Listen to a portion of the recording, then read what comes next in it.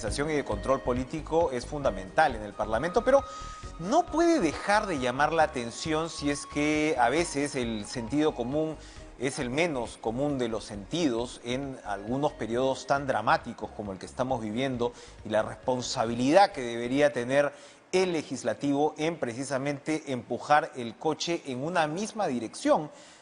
Insisto, sobre todo en circunstancias absolutamente excepcionales como esta. Vamos a conversar con el expresidente del Tribunal Constitucional, doctor Óscar Urviola Jani, a quien no veíamos hace un tiempo.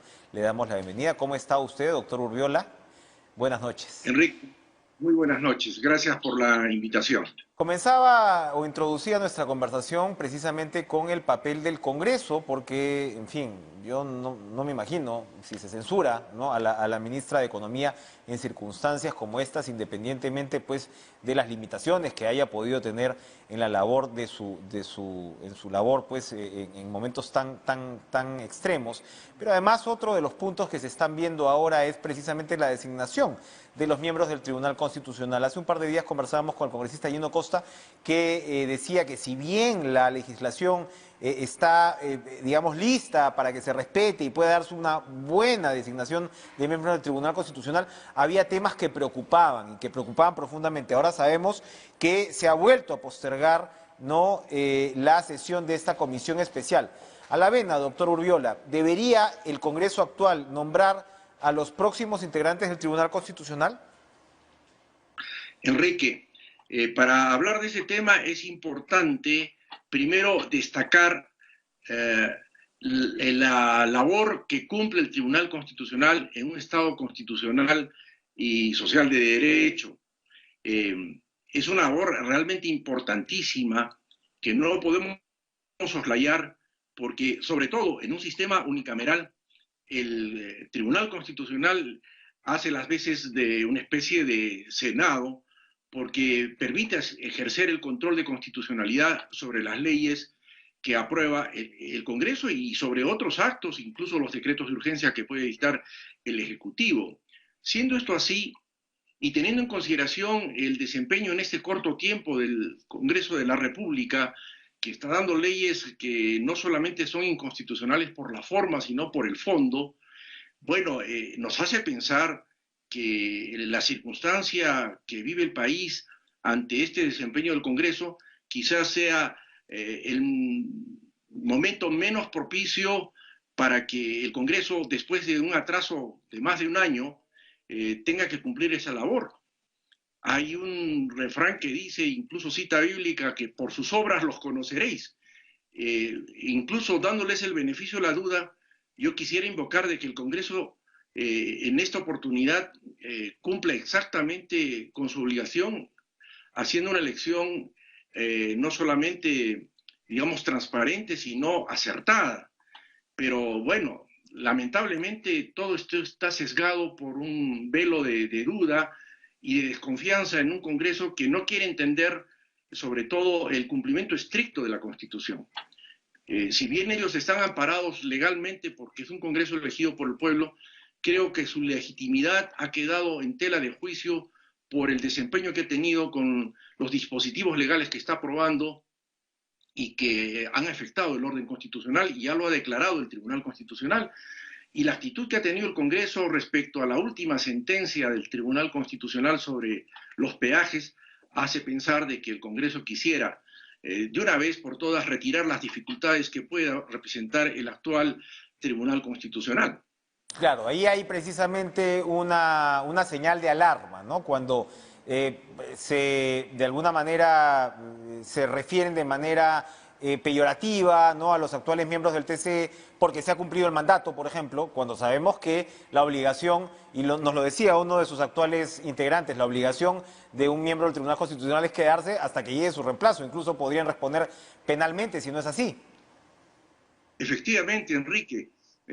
Sí, los he escuchado, y también cuando yo estuve en el tribunal me tocó también que padecer esas atribuciones en el sentido de que ya éramos magistrados de segunda categoría con periodo vencido, y esto no es así, porque si no lo saben, lo van a saber, que la ley orgánica del Tribunal Constitucional en el artículo 10 ha establecido una garantía para el sistema de control constitucional, que consiste en que si el Congreso, que además es el responsable de estos incumplimientos, no nombra o elige o escoge a los reemplazantes de los magistrados con periodo vencido, los magistrados en funciones con periodo vencido están obligados, recalco, obligados, señores congresistas, a mantenerse en el cargo hasta que tome posesión el elegido por el Congreso.